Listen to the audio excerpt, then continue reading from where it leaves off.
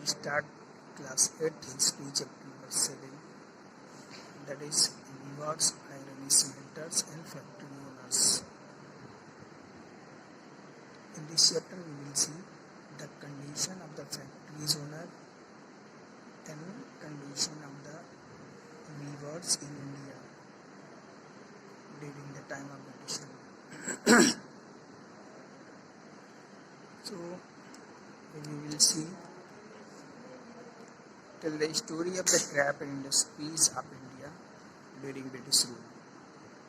This chapter will focus on especially two industries,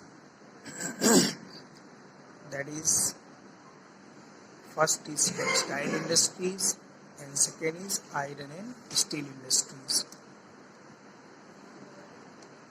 Both these industries were crucial. Both these industries were very important for the industrial revolution in the modern world. In the modern world, these both industries are very important. Means which industries? That textile industries and iron and steel industries. You can see that iron and steel are used to manufacture automobiles, trains, bikes, engine, and so many more. So it is very important for us. Mechanized production of the cotton textile made Britain a famous industrial nation in the 19th century. In 19th century, British became very good producer of cotton textile industries. And when its iron and steel industries started growing from 1850, nearly from 1850, then iron and steel was also started to be produced in a large amount due to industrial revolution. So after this, Britain was came to known as the workshop of the world.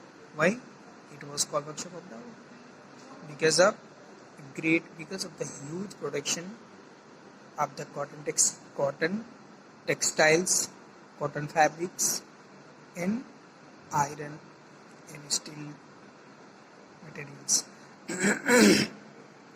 The industrialization of Britain has a close connection with the conquest and colonization of India.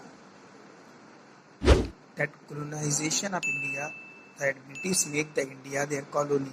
They rule on India, so it was their colony. So colonization of India, making India as their colony, it was very important for the industrialization of the British. Why it was important, we will see now. So we will see that due to industrial evolution, British started different type of product to purchase. Actually, in the starting, Britishers purchased the item from India. In 18th century, Britishers started to purchase item like cotton, spices, and many more things from India, and they used to sell into the Britain. But in the last, what happened? When industrialization started, so a lot of product was started to be produced. So they started to sell in the market of India. Now condition was converse, opposite. Firstly, they purchase item from India and they sell it into the Britain. But in the last, what happened? Due to industrialization, when so many industries were established, a lot of product was produced in England. So they started to sell their own product into the India. But what happens in the starting? That they purchase this item from India and they sell into the market of England. But in the last, what happened? That they purchase from the England and they started to sell to the India.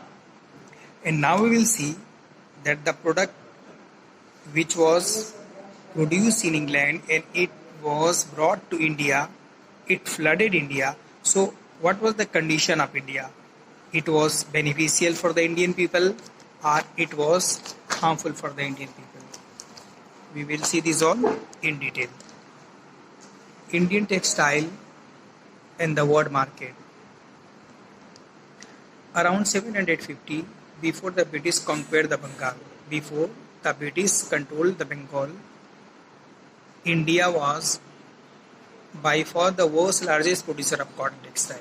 So before 1750, India was largest producer of cotton textile, cotton cloth. Indian textile had a long renovated for both fine quality and exquisite craftsmanship. It was very famous. Why Indian textile were very famous throughout the world? Why? Because of two reasons. Because it's number one is quality, and second was it's excellent.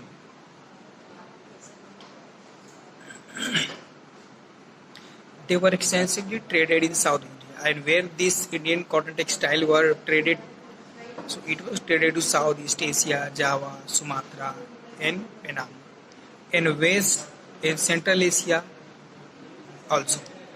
So from 16th century, the European trading company began buying Indian textile to sell into the Europe.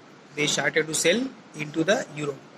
Memories of this flourishing trade and craftsmanship of Indian weavers is preserved in many words still current in English and other languages, and how in different languages in many countries in their own languages, even in Spanish, English, and French. These all the countries are using some of the Indian words, some of the cloths name which is in Indian with Indian names. So these words explain the glory and the importance and popularity of the Indian cloth into the Europe. Into the Europe is that Dutch, English, French, Spain, and some other countries. So which word tell us the history of Indian cloth? Mosul. We will see the first cloth name which was very famous in Europe. That was number one was muslin. Number one was muslin. This is the cloth name. Muslin is a cloth which was purchased by the Britishers, from Arab traders from the Mosul. Mosul is a place in Iraq. Britishers purchased muslin cloth from the Iraq, from the Arab trader to get to the Iraq. And they purchased from Mosul. Why the name is Mosul? Because they purchased muslin from the Mosul area. That's why they have given name to the muslin. And when the Portuguese came to India at Calicut in Kerala, they purchased so many items like cotton cloth. They purchased different type of spices, and they took these all the thing to the Europe and Britain. And they named these all the thing calico because they purchased from Calicut, so they have given name calico. They purchased from muslin, so they gave name to. They purchased from Mosul, so they gave name muslin, and some other different cloth also. Throughout the world, so many different markets are there in different countries, but name of the cloths are with the Indian names, either in Hindi and Urdu name. So this word shows the importance of the Indian cloth in the Europe market. And the next cloth name is bandana. Bandana means that Indian word bandhna. Some of the cloth we have seen, especially girls cloth, that in the West that के कमर पे बांधने वाला होता है. That one belt like cloth piece is there to bind, to tie around the waist, especially used by the ladies. So it is called bandana. This type of cloth are called bandana in Britain.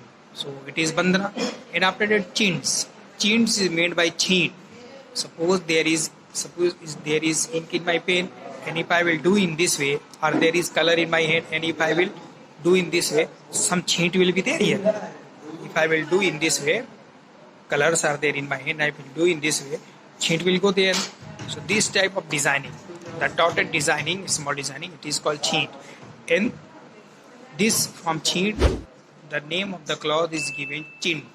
It was very famous into Europe. So these all the words are there. This shows the importance of the Indian cloth into the market of the England. We can see the importance of Indian cloth in England in this way, that the Queen of that time of England, Queen of England herself wore cloths of Indian fabric. She was also using the cloth of the Indian cloths. And some of the other cloths are there. It is given with the name of the places which are found in India. The cloth name is Kasim Bazar cloth, Patna cloth, Calcutta cloth, Odisha cloth, and many more.